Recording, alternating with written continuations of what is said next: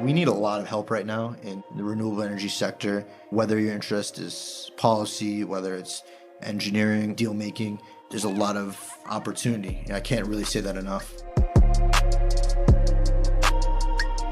Hello and welcome to the Solar Maverick podcast, where solar meets entrepreneurship and experience. I'm your host, Benoy Thanjan, so let's get into it. I would like to welcome our guest, David Magid from YSG Solar. YSG Solar is based in New York. We're actually in their beautiful offices here in New York City. They started off as a residential solar company in the New York area, but they now also do commercial, industrial. They also do utility scale projects, not just in the New York area. They're also involved in storage. David and I have known each other for 7 or 8 years when we both first started our company. And it's great because he's the founder of YSG Solar. He worked at 2 other solar companies before that, and we've become friends as well. And David, if you could talk a little bit about your story, how you started the company, your path to where you are. I know you initially started YSG as an energy efficiency company and then transitioned to solar. So thank you, David. I'm honored to have you on the show. Benoy, thank you so much. This is great. It really is. Just the fact that we've been able to stay in touch, all this time, and even just discussing a few moments ago, the fact that we were able to connect years ago when we were both starting our organizations. And we're still here today, which is huge. Definitely. The fact of how many businesses go, the ups and downs, and the way that, our industry, is structured as a whole. So I think there's something to say with that, which is great. It's crazy. They say 33% of the businesses fail in 3 years. 5 years, it's more than 50%. And obviously, we've been able to test the sands of time, and it's amazing. It's also amazing for me to see when you first started your company and we met at that event in Brooklyn in Acre, and to kind of see the progress. It's really exciting for me and to see what you've been able to accomplish over that time. So trust me, it's completely mutual. I think that's the best item, is being able to see another individual that grow and be able to grow with others, in the industry as a whole. Going back to my history, personally in the renewable energy sector and energy efficiency, I would say it's 2007. At that time, I was going into college, and I've always been passionate about business and always loved, regardless of what it is, always loved technology and was always involved with starting different entities. I would imagine you're probably the same way. Is that right? Oh, yeah, definitely. I mean, I'm really into technology, really looking into innovation, into trends. And that's actually what got me into solar about 10 years ago or 11 years ago, because I saw that the cost of panels were going to decrease substantially. The capacity factors were going to increase substantially. Solar is a very scalable model, and it's renewable, which I'm passionate about. So I know you have similar views when we talk about 100%. that. My track record goes back to starting, my first organization when I was probably 12 years old, a web hosting company. Wow. Started computer programming at a young age. Somehow got pivoted away from that, just being a young man, just like anything else. Hard to stay in the straight and narrow. So it's been really exciting. I would say back in 2007, I had a good friend of mine always pass around business ideas, and we started talking about solar energy, and it just sounded so simple to me, and it sounded like a concept where there was just everyone won. It was able to create jobs, create opportunities, create clean energy.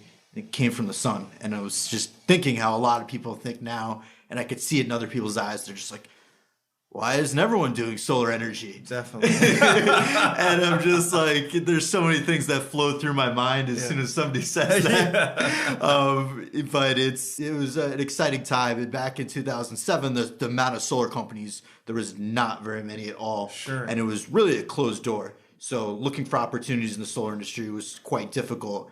And at that time, I relocated to upstate New York, over in Western New York in the Buffalo region.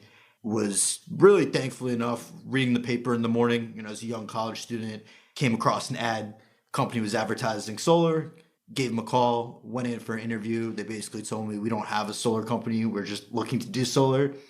Brought me in to start a solar company for them. Oh, wow. They were doing energy efficiency, so energy auditing, demand side management, which was great because that was something that I knew nothing about. Mm-hmm. So at the same time, I was able to really learn the whole energy aspect of it. You be able to leverage a lot of the resources, of this existing functioning company and learn solar and learn it from the grounds up, because they basically gave me a very nice platform and said, here are the resources, go start a solar company. Definitely. And that's amazing because a lot of people actually start their business that way. And that's great. Like from a young age, graduating from school, getting this opportunity to basically start a business from scratch with their resources and their expertise. And it sounded like basically you took that and then started your Well, the own funniest company. part about it was actually during that time I was in school. I was a freshman in college at that time period. Wow. As you can imagine, I was waking up really early in the morning, doing my work, going to classes, then coming back to the office, going through my calls, and figuring out the solar industry, the residential solar industry from the bottom up, going through my calls, identifying, emailing, prospecting customers, being able to get contract signs. At this time, solar was $10 a watt. Wow. There wasn't really financing options available. So there's a lot of cash deals. Yeah. And just to give an idea, today, like residential systems probably go between 3 to 350 per watt. Is that compared to 10? So you're talking about... I'm trying to get to 350 watt on the residential side, yeah. So it's even, some of the prices have gotten beaten up even lower. Yeah. And it's a very competitive landscape, which is great because I think it really brings out the innovation in an industry when you have that. So if you talk about like $3.50, $4 a watt versus $10 a watt, I mean, that's a huge differential over time that the cost of solar has gone down, which is amazing. And part of the reason why you're seeing like the exponential growth in the industry. Yeah, it actually is absolutely nuts. Yeah. It's in 10-year period, that price difference and the innovation of financing products and the growth of jobs within that time span it's ridiculous. Yeah. And the amount of effort that's put in to stimulate for all of the consumers, both on that residential front today, it's amazing to see. It really is, that evolution. So I was very thankful to be a part of it and be involved at the time that I was, and to be able to learn the industry from the ins and the outs, everything from doing the sales, dealing with the utilities, obtaining the permits, to physically getting on the roof and installing the first system I sold. That's an amazing story. Like, how did you get comfortable with basically at your prior company, you also did installation as well? So I did. So they didn't have anything had nothing set up for solar. Yeah. So my first few calls talking about solar were literally learning as I go. Sure. Had a few customers who are actually electrical engineers who I was pitching for solar, ended up teaching me a thing or two, which was quite interesting. And I still, remember some of the lessons that I've learned at that time period. And after constantly trying and going through the motions, I was able to understand different aspects, what to do, what not to do. Then it came down to, great, I sold a project. What do I do next? Now I need to figure out how to get approval from the electric company, get a building permit. Definitely. What are all the pieces of the puzzles? Now, how am I going to construct this system? Yeah. I was able to connect with an amazing electrician at the time who pretty much brought me to a electrical wholesale house, set me up with tools, got on a job site, started bending pipe, connecting electrical wires when I did not have that type of experience in the past, and mounting solar panels on a roof. Wow, that's an amazing experience. So you really, being a freshman in college, like you were involved in all the different processes of starting a new business. How long were you at that company? Did you work at another company before that, before you started your own company? Or kind of like, what's the progression? Because that's amazing that you were on roofs and actually putting panels. And that was from 2008 to probably around 2009, in that period. And after that experience, it was wonderful. It had a lot of success in the Western New York area, in the solar industry, learned a tremendous amount. I really saw a lot of growth, the solar industry as a whole. At that time, we had, was that Section 1603 grant. The cash grant. The cash 30% grant. cash grant. They had the American Recovery Reinvestment Act. Yeah. So it was a really interesting time. There were so many opportunities out there. And I just remember that feeling, and I still get that all the time, even today. There's so much opportunity out there. I just got to keep going and keep exploring to be able to really achieve what's needed. Definitely. That's exciting. And then when did you start YSG Solar? By the way, congratulations on being Forbes 30 under 30 for energy, right? Specifically, right? Yeah, thank you so much. That's amazing. Honestly, I was very grateful and humbled to be able to be listed within that, and yeah, it was just really exciting opportunities. I certainly appreciate that. So at YSG, we started out in 2010, had relocated from Western New York, was going to school, and at that point, I pretty much I'm more of a hands-on learner, so I really kind of had enough of sitting in a classroom. I felt like I actually learned a lot more working for Husco of Buffalo, Sure. Working in the energy efficiency industry and basically starting a solar company for Yeah. them. I learned a lot more than sitting in that classroom. Definitely. So I ended up just making that decision just to step away from, a structured learning environment. Sure. And relocated back to the greater Long Island area. That's where I'm from, born and raised, and was able to I want to start a solar company. Definitely. Yeah, I want to do this. I know that I've done this before. Yeah. I'd like to do this. This is my hometown. I want to do it within the greater New York area. Sure. And at that point, YSG was officially established. Thought process at the time was I learned about energy efficiency, renewable energy. Let's bring them both. And at the time I started out, which is somewhat crazy, started out doing energy audits, energy efficiency, geothermal installations, and solar Wow. energy. So it was a combination of all these items. And yeah, starting a business was certainly really interesting. And at the time, it was absolutely nuts. Yeah. I had drilling rigs, drilling 500 feet into the ground, doing Yeah. geothermal, and going to another job site, Sure. putting solar panels on the roof, then another property doing energy efficiency improvements, insulation, heating equipment. So it was just a various, amounts of items, which was really great. And then what made you focus on solar as time went on compared to the other things? Because I remember us talking about you doing geothermal, which I thought was pretty amazing. And also, actually, I also have another question too. I mean, from a very young age, like what gave you the confidence to start your own business?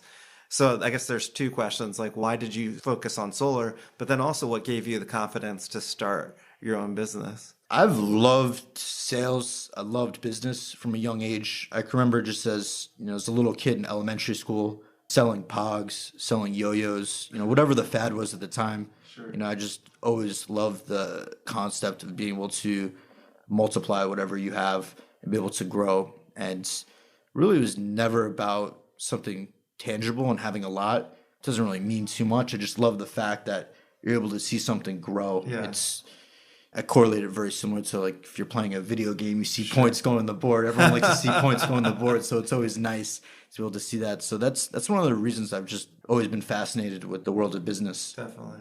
I think looking at that and looking at the fact of really have been a firm believer if you put your mind to something, you do something long enough, you'll figure it out. I think people don't give themselves enough credit. And I think it's really all about persistence. If you're persistent enough and you want to figure it out, you will. And the resources are there. Yeah, definitely. Why did YSG focus on solar more over time than the other energy efficiency, geothermal, energy audits?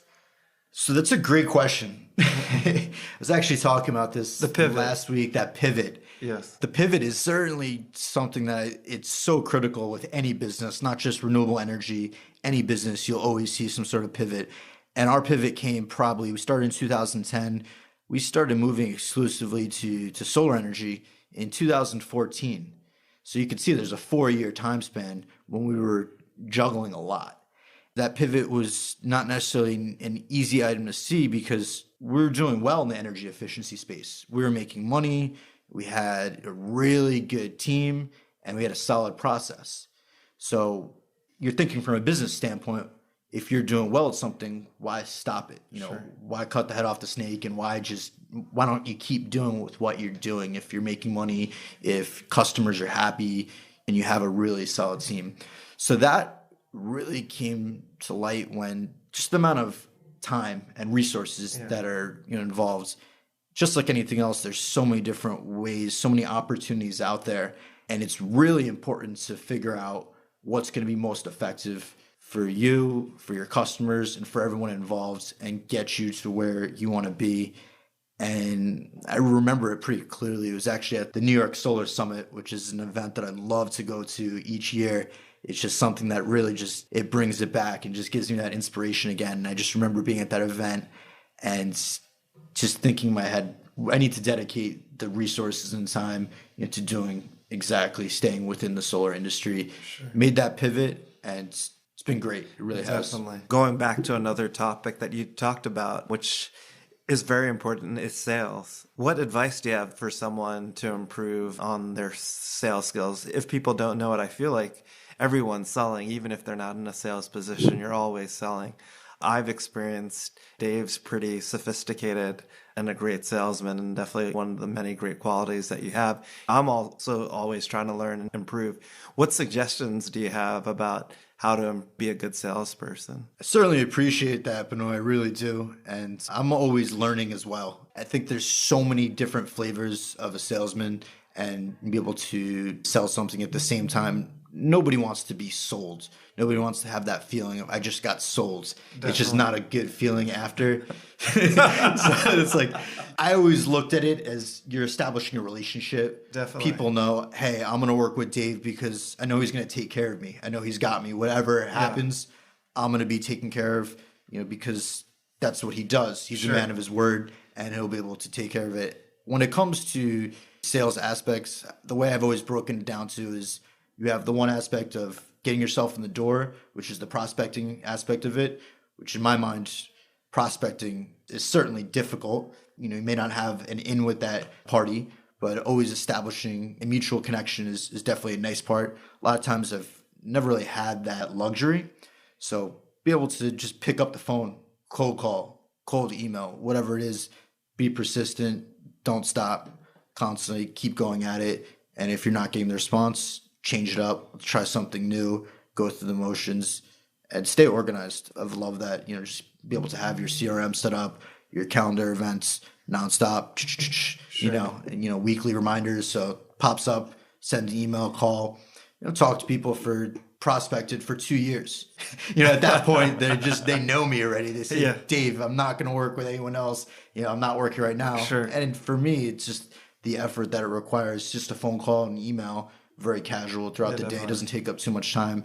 And I've seen a lot of success with that and building those relationships. Then obviously, once you have that relationship, I think it's mostly about cultivating it, making sure that you're transparent in all of your business dealings, and that you're able to really provide the best possible service that you can, and treat your customers, like they say, exactly how you want to be treated. And treat every single project like it's your first project that you're dealing with, and show it the respect that you deserve. People see it. People realize it. I think it's a really powerful thing. Really, I think it's important cultivating that relationship and the client looking at you as someone that they could trust and do business with, and that you're going to add value, which I think, and you talked about transparency as well earlier, which is huge.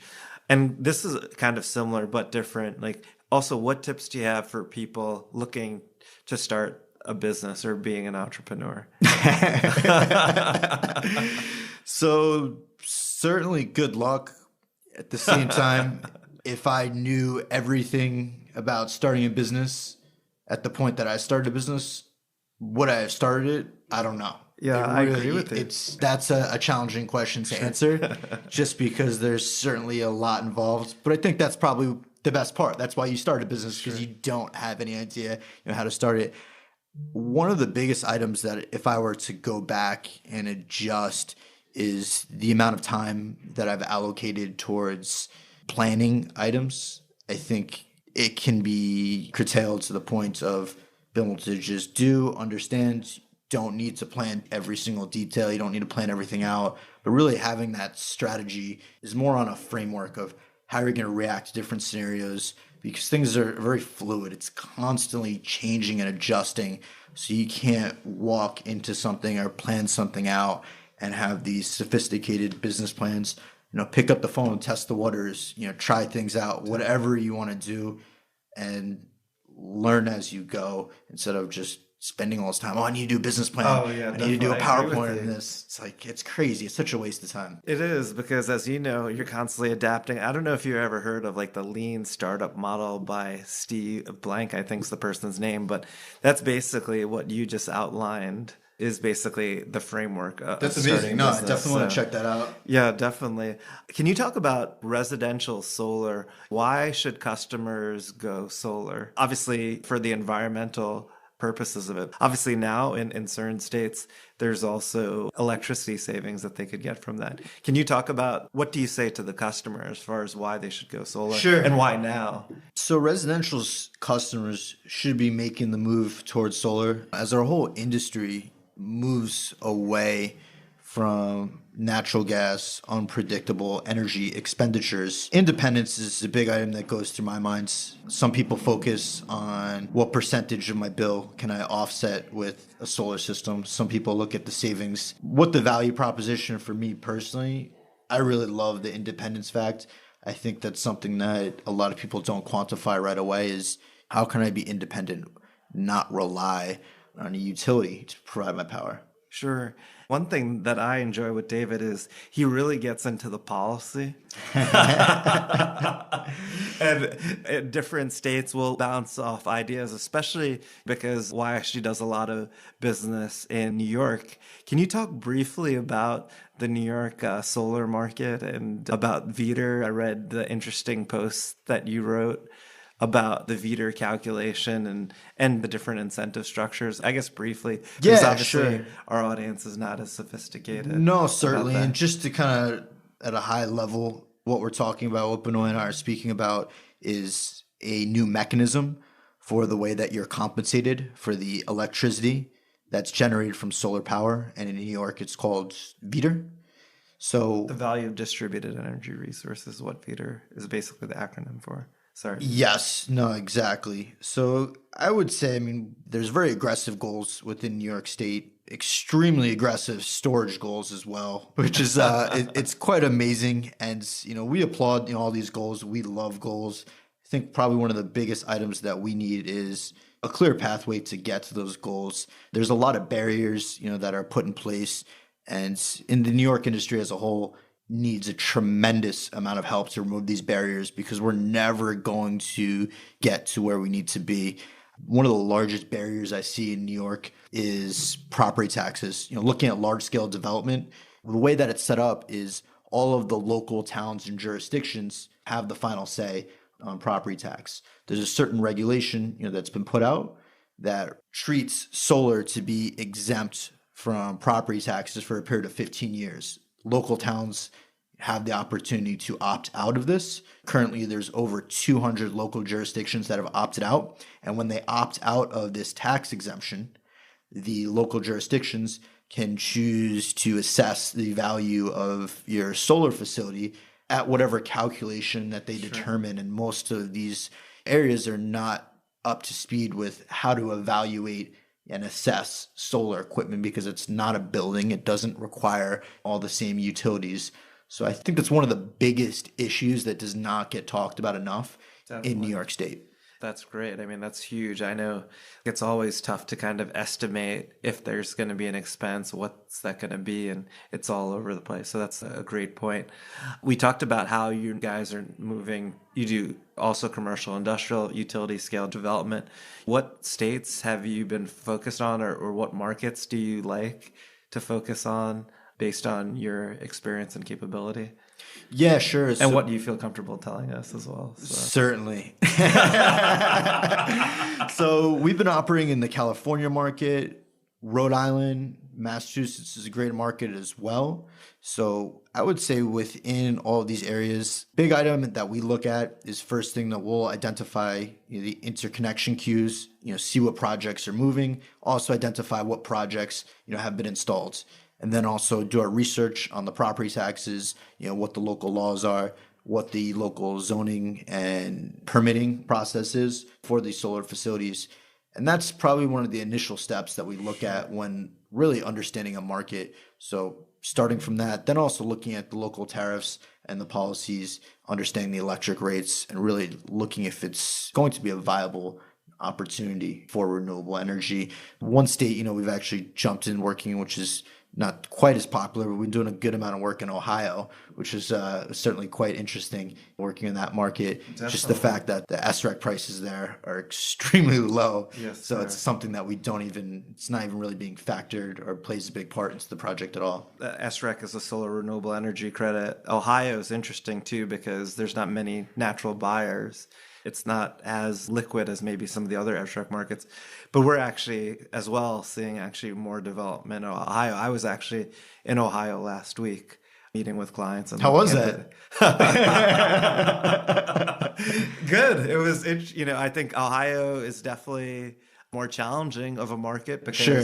The electricity costs aren't as high as like the Northeast, right, and the incentives aren't. But in the right situation, I think there's definitely a lot of opportunities. And I'm seeing a lot more development opportunities in Ohio, people trying to develop projects.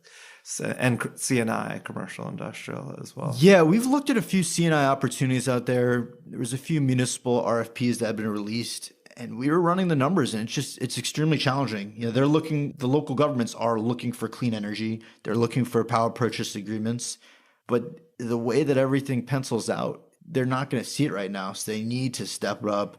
There needs to be that incentive to drive the market until it could stand on its own. I think that from what I can see, some of the developments going on in Ohio, maybe what you were looking at as well, was perhaps some of the larger projects in the PJM territory. Is that right? Yeah, that's right. Okay. Yeah. So.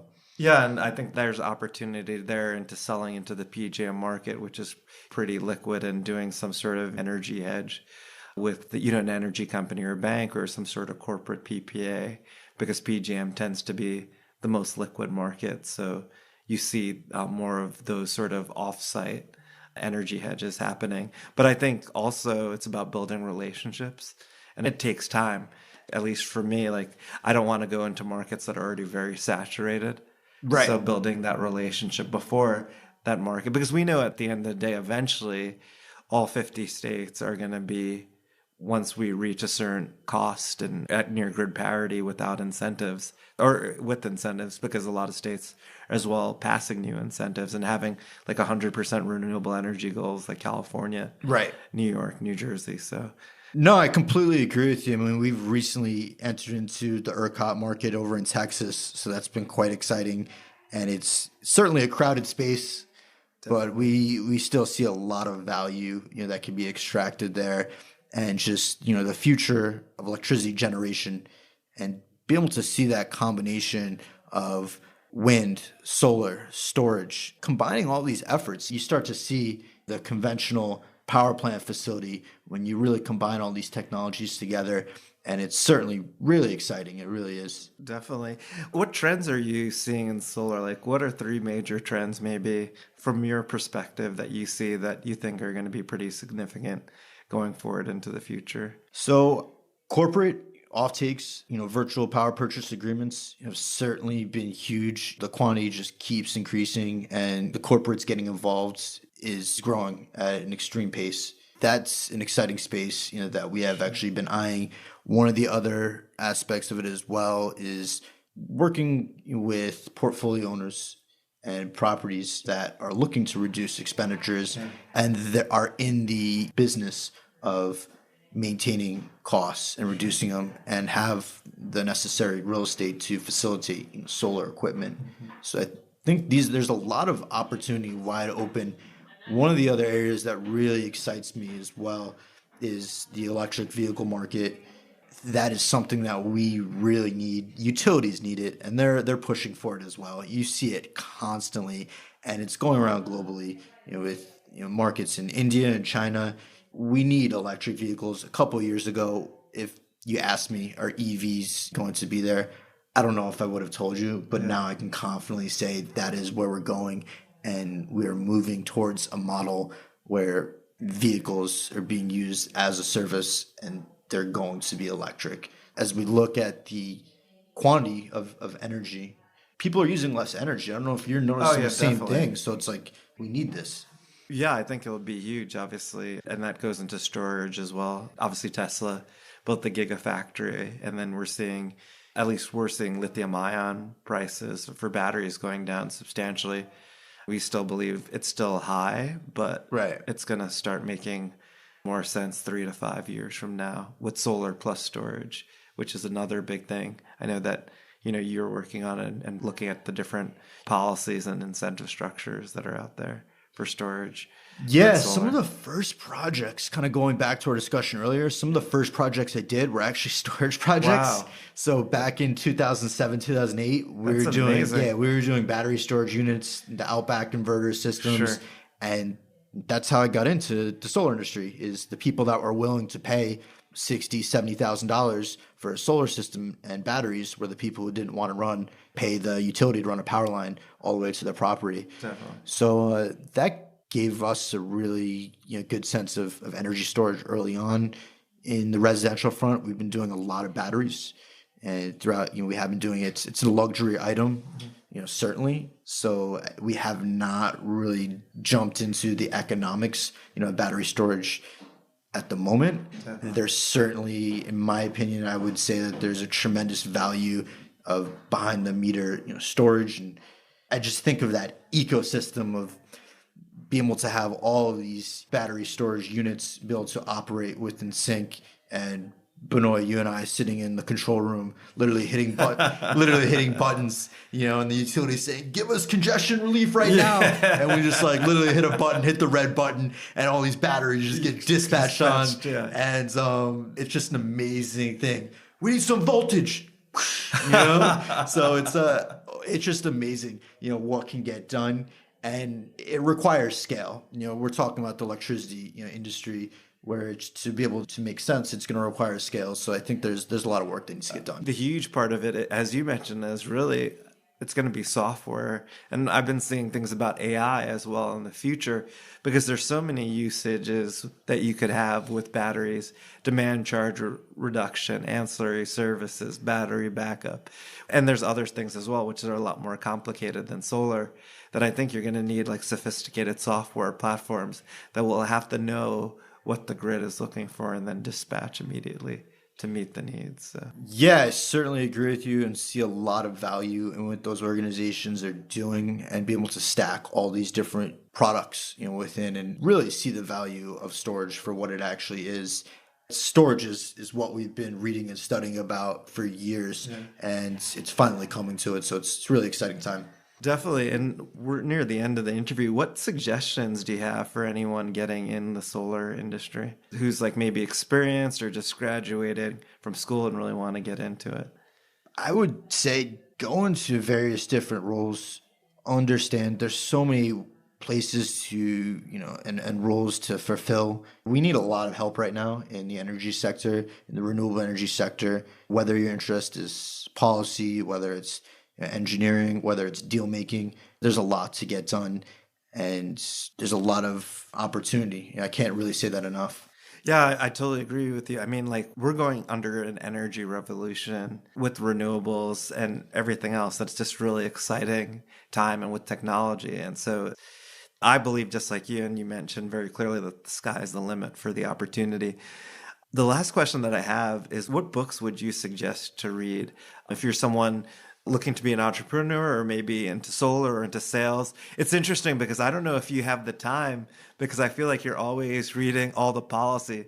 It's interesting because I've never really seen a CEO or a founder of a company read as much policy or get into the policy that David does. Usually they're just skimming through it, or have someone else more junior, but David really gets into it. And I miss those emails that you sent me on Saturday morning about, hey, did you see this Veeder thing or some other? It would be interesting to get any book recommendations. No, I appreciate that. I mean, the policies are definitely huge. I love following dockets, all the different public service commissions. Be able to stay right on the edge and know exactly what's going on. Be able to see the comments, understand what other stakeholders, utilities, generating facilities, what everyone is talking about, and to be able to have a really clear understanding of what's coming ahead, because we're moving at such a fast pace that we need to study this market, or else we'll get eaten up. So I think that's really important. That's so true. And when it comes to reading, I certainly love reading, especially in the last couple of years. So traded in my Spotify for Audible. So literally, you see me on the subway, I'm listening to a book. And, in the evening, I have the book I'm reading right now is How to Make It in America. It's a biography on Rocky Aoki. So it's absolutely nothing energy related, but I'm not sure how familiar you are with his life. I am actually. It's funny because I've read some things.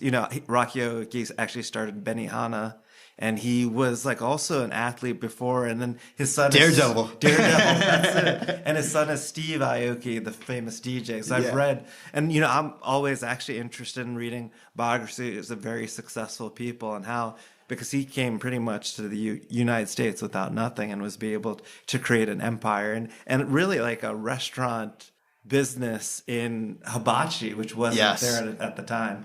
So it was huge, and I just love. I'm going to put that on my Audible, by the way. So thank you. Definitely should. Awesome book. I just love the fact of that immigrant story. My mother was an immigrant, so I feel that, and I love from immigrant parents. I think it's such a huge thing to say, and there's that drive, and just always want to be able to remember that, the fact of the opportunity and everything that can get done here. And I think stories like that are huge. And you're able to see that immigrant lifestyle. And I love that. Me too, as well. And you could learn from everyone and everything. And he had an amazing story. David, I really appreciate you being on the podcast. It was an amazing interview. It's interesting because I think the way David differentiates is, he's probably one of the hardest workers in the room. He's humble. He's constantly hustling and really gets into the details. I think talking about the policy and how this industry is really changing so quickly, you have to be ahead of the curve of your competition or your business is not going to be successful. So I see that all the time where you're really trying to figure out what's the next best market or best thing for your business. So thank you. Benoy, honestly, thank you. This has been great. Hope everyone listening, be sure that you stay listening. There's a lot of good stuff ahead. Benoy is doing some amazing things, and sure we'll have some really good discussions in the near future. Thank you so much for your time. This is a great discussion. Hopefully we can do this again, really soon. Definitely. And if the listeners that we call Mavericks, because it's the Solar Maverick podcast, I love it. Thank you, Lee Wang, my marketing ex-guru. If people want to get in touch with you, what's the best way to get in touch with you?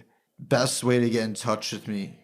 I'm not even going to lie. I'm horrible with my LinkedIn, with my social media. I got to step up my game.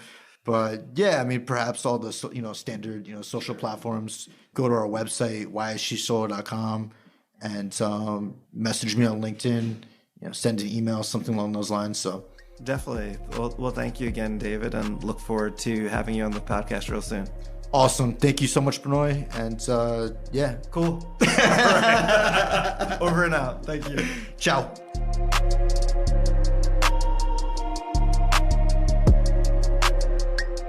Thank you so much for listening. If this content is delivering value to you, please go to iTunes and Stitcher Radio and leave us a 5-star review. That helps us build this community, and that's what we're all about right now. Building this community as big as we can to deliver as much value as we can.